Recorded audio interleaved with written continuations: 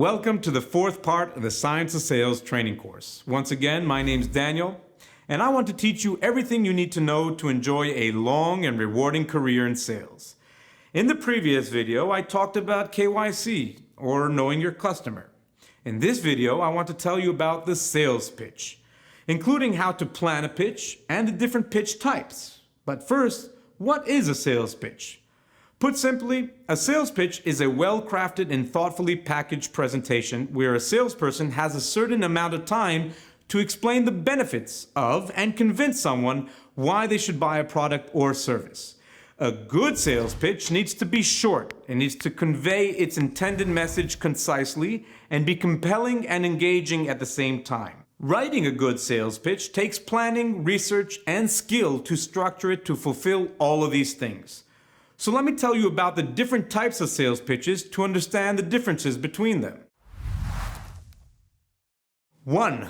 The elevator pitch. Probably the best known and most commonly used pitch. This is where you have literally 30 seconds to interest, engage, and persuade a prospect to buy your product or use your service.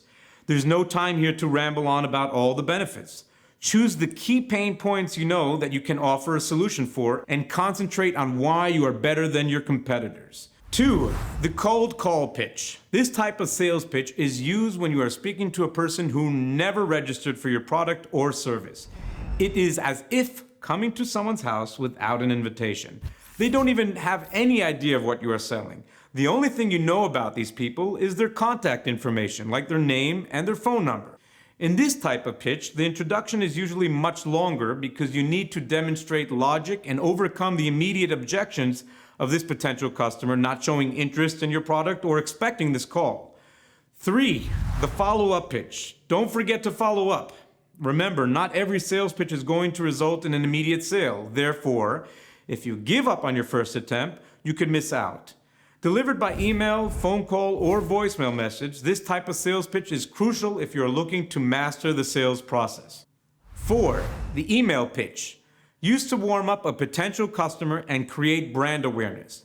Email pitches are unlikely to result in an immediate sale. However, they still have their place and are an important part of the sales process. With the average person receiving around 80 emails per day, the most critical component of the email pitch is the subject line.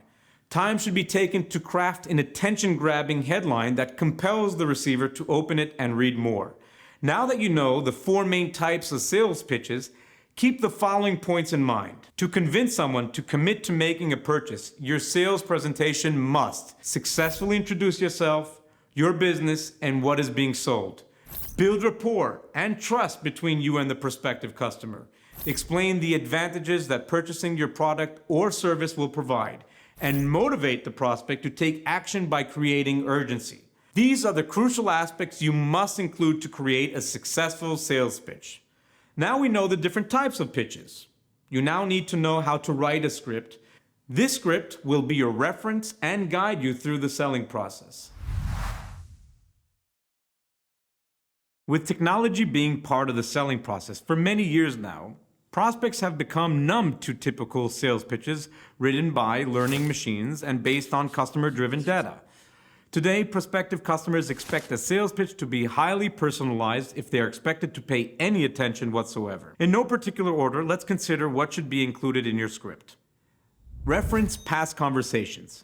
If you've spoken with your prospect before, don't start your pitch by talking about yourself, your product, or your business. You've already built some rapport and trust, so use it. Refer back to your previous conversations with the prospect and demonstrate you remember them. Include information from the notes you took while asking your discovery questions. Keep it brief. You don't need to tell your prospect absolutely everything you can do for them in your first pitch. In fact, the ideal sales pitch should leave the prospect wanting more. Start your elevator pitch with a question. Here you want the prospect to answer with something like, "Really? That sounds interesting," or "Tell me more." If the prospect has already been qualified, then you want them to answer with yes or no. Ask questions such as, "Have you ever noticed?" "You know how?" or "Doesn't it seem like?" These types of questions all prompt a yes or no answer. Highlight the benefits, not the features. The features of what you're trying to sell might be industry leading, But this isn't what compels the prospect to buy. The benefits are. For example, you will buy sneakers not because of their feature, which is a design created by artificial intelligence technology that is analyzed over 1 million feet. You'll buy them because they have great benefit. They're extremely comfortable, no matter what you do and how long you wear them. So think of the benefits as the tools they need to accomplish a specific task or result. The features are just a means to an end. Use data to anchor your pitch. Your prospects hear a lot of big claims from salespeople. And after a while, especially where they made a purchase that disappointed them, they become dubious. Use real data only from trusted sources to back up any claims you make. In fact, encourage prospects to go check it out for themselves to back up your claims. Tell them a story. This isn't about a story. A prospect doesn't care about your founding story or where your offices are.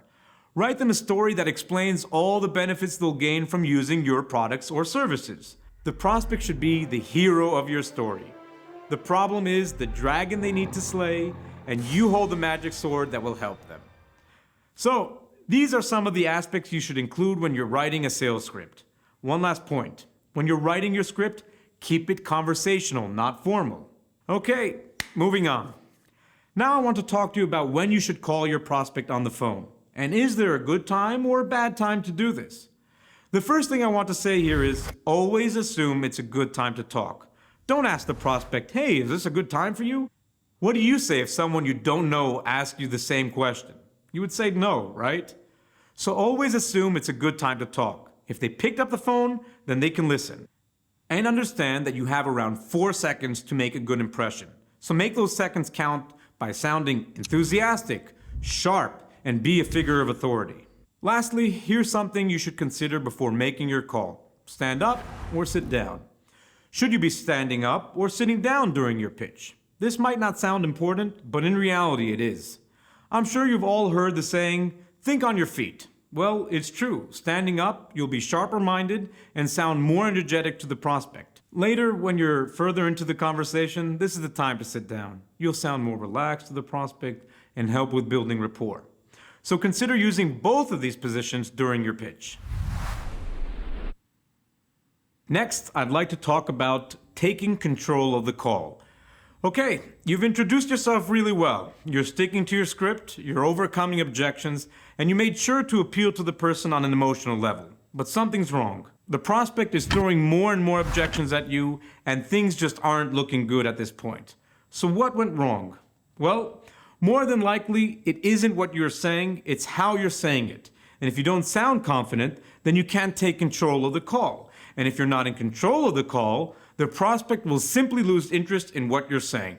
Before you try to sell anything, you need to be absolutely and wholeheartedly confident in yourself, your company, and your product. If you have any uncertainty about any of these 3 things, it's game over.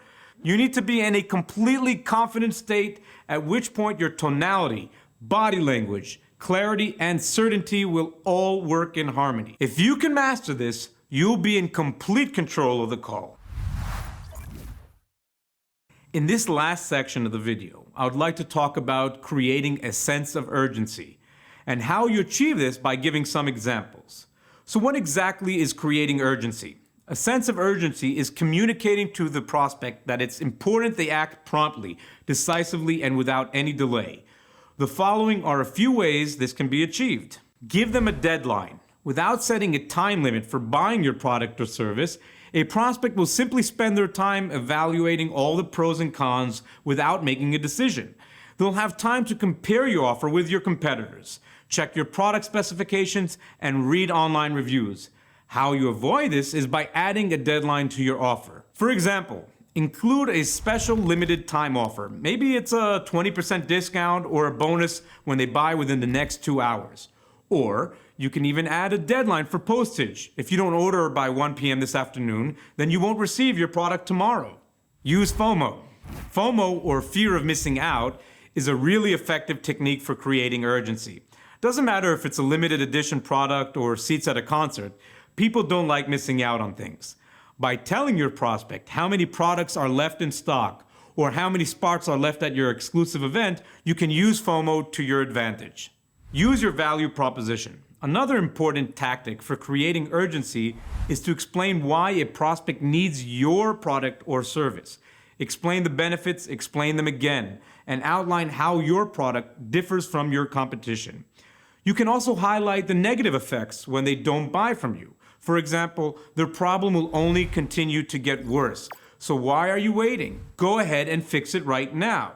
Use the words that convey urgency. Advertising usually conveys a sense of urgency, and so should you. Time-related words are used by advertisers to create a sense of scarcity and trigger FOMO in the prospect. Consider using words and phrases like limited release, limited time offer, last chance, clearance, hurry, and don't miss out. In conclusion, these techniques help create a sense of urgency without coming across as aggressive or pushy if conveyed with supreme confidence and using the correct body language and tonality. Creating a sense of urgency must be included in your sales pitch, or your prospect will simply take their time, shop around, and you'll never hear from them again. Okay, I'd like to end this video on the sales pitch at this point. Take time to consider all the points I've talked about today and practice, and practice again. In the next part of Science of Sales training course, I'll be talking about overcoming objections and closing.